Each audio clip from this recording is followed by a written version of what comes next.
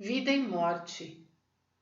Acredito que talvez não exista uma questão tão séria para o ser humano quanto a morte.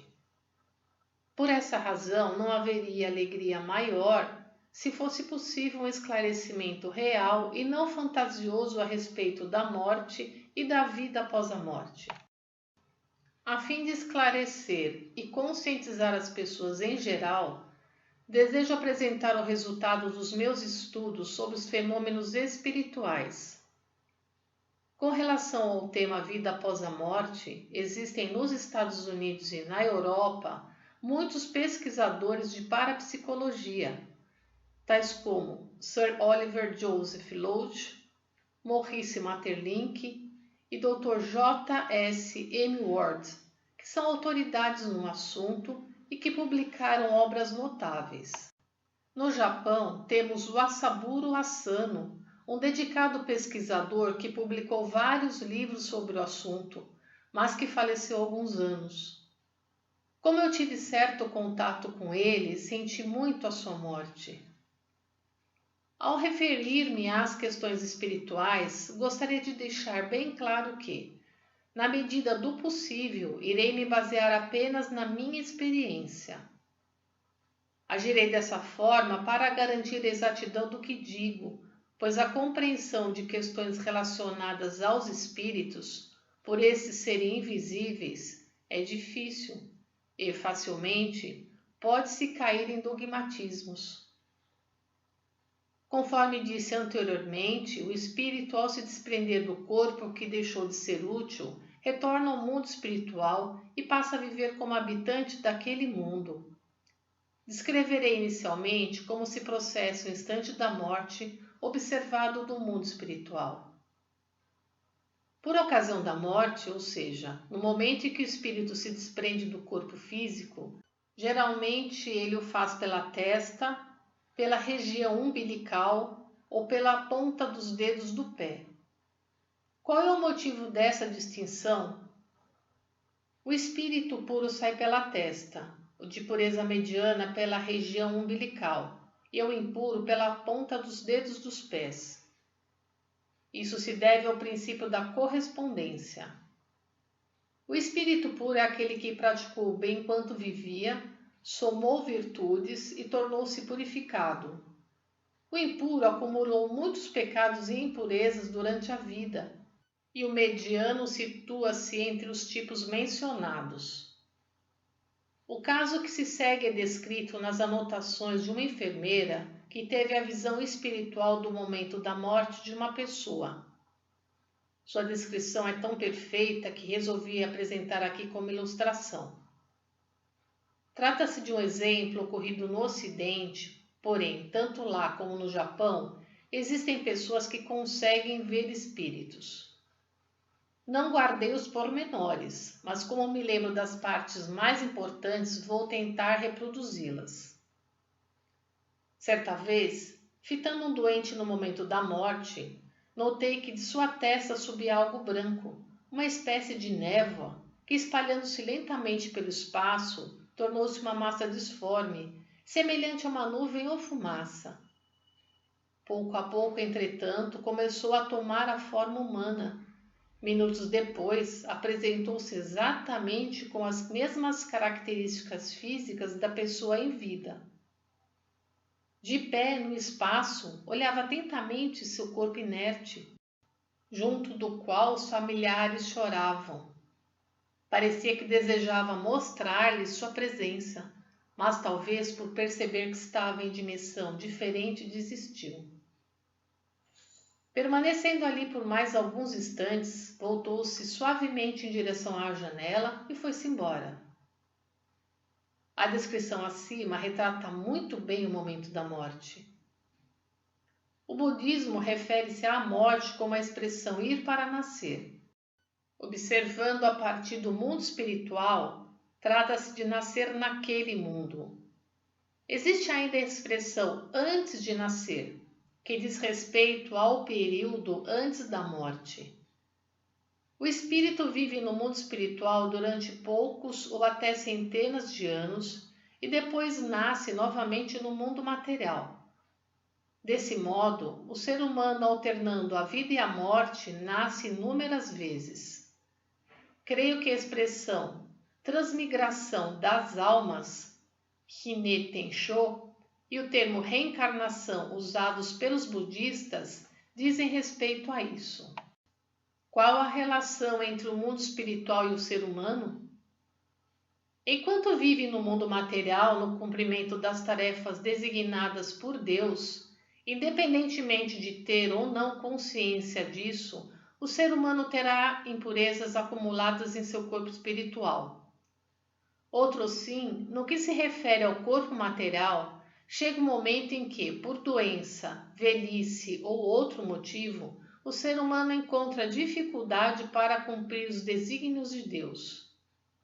Nessa situação, seu espírito abandona o corpo e regressa ao mundo espiritual. Eis o que se chama de morte. Nesse sentido, desde tempos remotos, dá-se o nome de invólucro vazio, ou simplesmente vazio ao corpo carnal sem o espírito.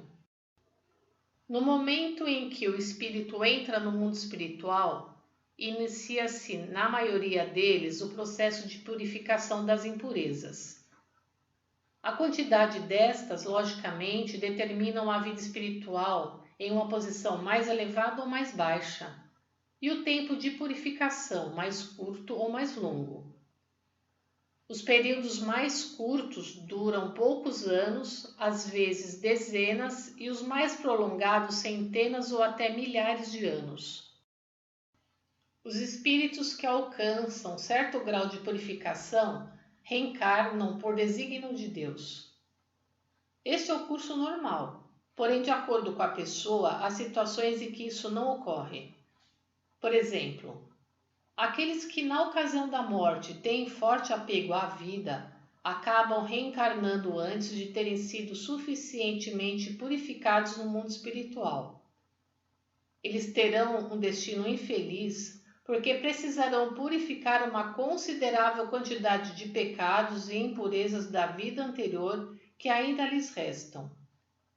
Nesse sentido, podemos ver também muitas pessoas que, apesar de serem boas, são infelizes. São pessoas que na vida anterior cometeram muitos pecados e, no momento da morte, se arrependeram tomando a firme decisão de nunca mais praticarem o mal. Como esse sonen se encontra impregnado em seu espírito, ao reencarnarem prematuramente, sem terem sido suficientemente purificadas, apesar de detestarem o mal e praticarem o bem, vivem sofrendo. Contudo, não são poucos os exemplos de pessoas que, passando um período de infelicidade e tendo os pecados e impurezas dissipados, tornam-se subitamente felizes. Da mesma forma, há homens que se orgulham de sua conduta exemplar de não terem se relacionado com outra mulher além de sua esposa, e os que não desejam casar-se, terminando a vida solteiros. São indivíduos que, na vida passada, criaram sua infelicidade em relacionamentos com mulheres. Por esse motivo, morreram com uma espécie de pavor em relação a elas, e esse sonen ficou incutido em seu espírito. Há também algumas pessoas que têm uma forte aversão ou medo de certas aves, insetos ou animais selvagens. Isso tem origem na morte que tiveram causada por um deles. O mesmo pode ser dito em relação àqueles que têm medo de água, fogo ou de lugares altos, pois os mesmos foram a causa de sua morte. Existe o que se chama de demofobia, isto é, pessoas que sentem medo de lugares onde se aglomera muita gente. É porque em outra vida tiveram morte por pisoteamento. Há casos curiosos de pessoas que têm medo de ficar sozinhas em casa.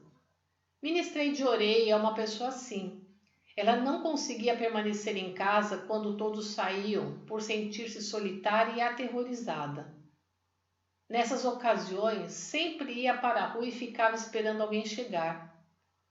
Provavelmente na vida anterior, essas pessoas sofreram um mal súbito enquanto estavam sozinhas em casa e tentaram chamar alguém, mas acabaram falecendo sem que ninguém tivesse chegado. Pelos diversos exemplos apresentados, observa-se que o ser humano deve, no seu dia a dia, manter a mente sem apegos e medos, de forma a ter uma morte tranquila e serena. Além do apego da própria pessoa, outro fator que influencia a reencarnação prematura é o apego dos familiares. É comum o caso de mulheres que engravidam logo após o falecimento de um filho querido. Esse novo filho é aquele que morreu e reencarnou prematuramente em virtude do apego da mãe. Geralmente essa criança não será muito feliz. As pessoas nascem com graus diferentes de sabedoria. Por quê? É pela diferença entre os espíritos velhos e os novos. Os mais velhos, por terem reencarnado muitas vezes, possuem uma larga experiência deste mundo, ao passo que os novos, por terem nascido recentemente no mundo espiritual, têm pouca experiência e são menos sábios. O que são espíritos recém-nascidos? São espíritos que nasceram após um processo de reprodução no mundo espiritual. Creio que muitos já devem ter tido a experiência de encontrar um desconhecido e sentir uma grande afinidade como se fossem pai, filho ou irmãos. A razão é que na vida anterior eram parentes bem próximos ou tinham laços de estreita amizade. A isso dá-se o nome de afinidade espiritual. De maneira semelhante, por ocasião de uma viagem, encontramos lugares pelos quais sentimos especial familiaridade e onde desejaríamos residir. É porque em outra vida moramos ou passamos muito tempo nesses locais. No relacionamento entre homem e mulher, há casos em que ambos vivem uma paixão ardente, que progride até se tornar um amor cego. A explicação é que, na vida anterior, apesar de enamorados, não conseguiram unir-se. Na vida atual, apresentando-se essa oportunidade, cria-se entre os dois uma paixão arrebatadora. Ao lermos sobre determinados personagens ou acontecimentos históricos, às vezes sentimos simpatia e familiaridade, ou até mesmo ódio. Isso ocorre porque vivemos na época em que aqueles fatos se sucederam, ou porque tivemos alguma relação com aqueles personagens. Em 5 de fevereiro de 1947. Conheça todo o conteúdo da playlist Arte da Religiosidade e da Filosofia, Democratizando a Arte e TV no YouTube, o canal do Belo e de todas as artes. Dedique compartilhando os ensinamentos de Meixo Sama.